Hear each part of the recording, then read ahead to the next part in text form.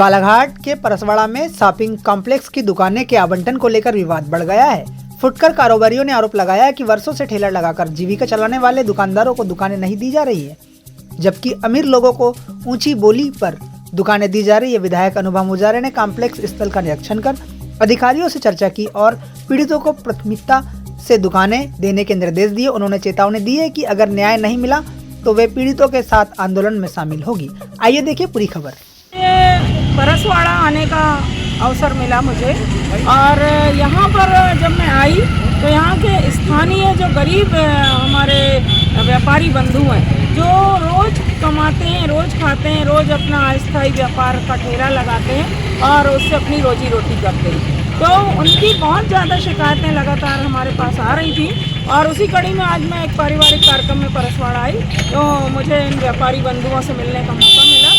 तो यहाँ बड़ी विवाद की स्थिति है और बहुत ही गंभीर मामला है। यहाँ पे ये हम देख रहे हैं कि पीछे ये जनपद पंचायत का शॉपिंग कॉम्प्लेक्स निर्माण किया गया है। इसके पहले इस शॉपिंग कॉम्प्लेक्स के स्थान पे दुकानें हुआ करती थी, जिसमें ये जितने मेरे पास अगल बगल में व्यापारी बंधु हैं, अस्थायी व्यापार लगा के अपना दुकानों का संचालन करते थे, ये बराबर इनका नियम से ये अपना दुकानों का संचालन कर रहे थे। लेकिन अचानक 3 साल बाद इनको परसवाड़ा पंचायत के द्वारा विश्वास में लेकर के अभी आप अपना व्यवसाय यहाँ से हटा लीजिए, हम पक्का निर्माण कर रहे हैं, कॉम्प्लेक्स का निर्माण कर रहे हैं और फिर आपको इसका हम विधिवत आपको दुकानें दी जाएंगी और आपका व्यापार कहीं से भी प्रभावित नहीं होगा।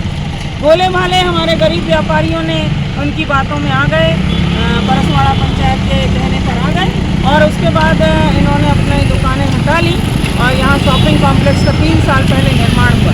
लेकिन दुर्भाग्य की बात यह है कि कैसा भारतीय जनता पार्टी शासन चल रहा है हमारे मध्य प्रदेश में, ये देखने के लायक ये मामला है, गंभीर मामला है कि आज ये व्यापारी दर के हो गए, दर भटक रहे हैं। इनको ना दुकानें मिली, ना कोई आश्वासन मिला, ना कोई राहत मिली, बल्कि अब इनको ये शॉपिंग कॉम्प्लेक्स में दुकान देना तो दूर की बात है, उसके सामने ठेला लगाने से भी अब रोका जा रहा है। और इस बीच जो हमारी पंचायत का जो शॉपिंग कॉम्प्लेक्स था, इसका हस्तांतरण इसका हो गया जनपद पंचायत परसवाड़ा को। अब जनपद पंचायत परसवाड़ा के अधीन ये संपत्ति हो गई, तो जनपद पंचायत अब किसी कीमत पर इनको शॉपिंग कॉम्प्लेक्स के सामने भी फल के ठेले नहीं लगाने दे रहा है, या ज़रूरत के जो सामान रोज बिक्री होते हैं वो सब ठेले नहीं लगाने दे रहा है और बहुत ही ज़्यादा इनके साथ सख्ती की जा रही है।